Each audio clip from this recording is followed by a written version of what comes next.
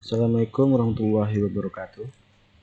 Perkenalkan, nama saya Fikram Guntara dari kelas 4 BMIF. Oke, di sini saya akan presentasikan dengan tema perusahaan dagang.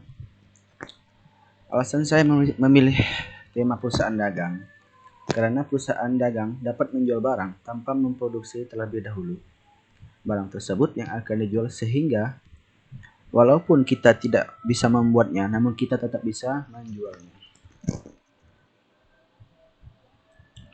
Oke, saya lanjut. Flowchart pembelian. Apa itu flowchart pembelian?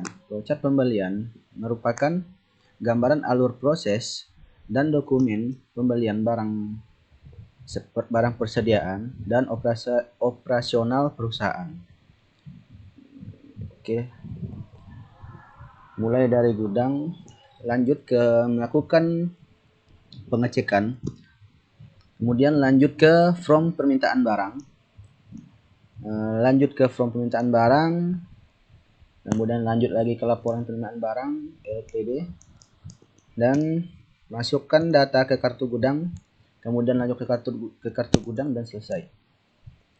Kemudian masuk ke pembagian pembelian, yaitu form permintaan barang, lanjut ke membuat SPPH, surat permintaan penawaran harga, kemudian mencari harga barang tersebut. Setelah dapat harga barang tersebut, lanjutkan surat penawaran harga, kemudian mencari harga yang cocok, lanjut membuat surat order pembelian tersebut, kemudian surat order pembelian tersebut dilanjutkan ke surat permintaan penawaran harga. Dari surat permintaan penawaran harga tersebut membuat surat penawaran harga, terus lanjut ke surat penawaran harga tersebut, kemudian membuat surat order pembelian, kemudian mencari harga yang cocok. Setelah mencari harga yang cocok, membuat surat pengiriman barang tersebut, lanjut ke surat order pembelian. Dari surat order pembelian lanjut ke surat penerimaan barang dan pencocokan barang yang dikirim. Kemudian berikan laporan penerimaan barang, terus mencari harga yang cocok, kemudian barang dikirim bersamaan. Kemudian flowchart editor pembelian. Apa itu flowchart editor pembelian? Flowchart editor pembelian adalah flowchart yang menggambarkan aliran atau proses ketika suatu perusahaan mengembalikan bahan baku yang telah mereka beli kepada supplier karena bahan baku tersebut rusak atau cacat atau tidak sesuai dengan pesanan kita. Dari departemen persediaan. Kemudian lanjutkan melakukan pengecekan persediaan, mengumpulkan persediaan yang rusak tersebut. Kemudian persediaan yang rusak tersebut kita catat. Setelah kita catat, dapatlah daftar persediaan yang rusak tersebut. Kemudian pengecekan barang yang rusak dan memasukkan daftar mengesahkan persediaan yang rusak tersebut. Kemudian daftar persediaan rusak itu disahkan. Lanjut, daftar persediaan yang rusak tersebut kita akan lanjutkan untuk membuat surat returnya, surat retur pembelian. Habis surat retur pembelian tersebut sudah jadi, terus kita membuat surat penerimaan returnya. Setelah penerimaan surat returnya, kemudian kita menyiapkan bukti pembayaran penggantian retur. Kemudian menyiapkan barang tersebut, selesai. Kemudian kita lanjut ke flowchart pengendalian SDM. Dimulai dari membuat kartu kehadiran karyawan.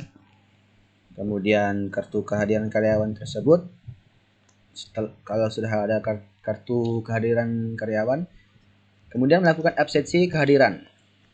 Terus lanjut ke absensi kehadiran, membuat kartu kehadiran karyawan, kemudian laporan, Setelah laporan selesai, oke, lanjut ke flowchart penggajian. Apa itu flowchart penggajian? Flowchart penggajian adalah gaji dan upah, merupakan balas jasa yang diterima karyawan atas pekerjaan yang dilakukannya. Kemudian bagiannya dimulai dari menyetorkan data diri, kemudian isi biodata, lanjut dari biodata masuk, habis di biodata kita input ke database, masuk ke input database, kemudian presensi pegawai, habis dari presensi pegawai mengisi presensi pegawai, habis itu lanjut ke presensi pegawai terisi, kemudian membuat rekapnya, rekap presensi dan upah, habis kemudian rekapitulasi presensi dan upah. Habis itu masuk ke kopensi, terus daftar penerimaan upahnya. Lanjut ke daftar penerimaan upah.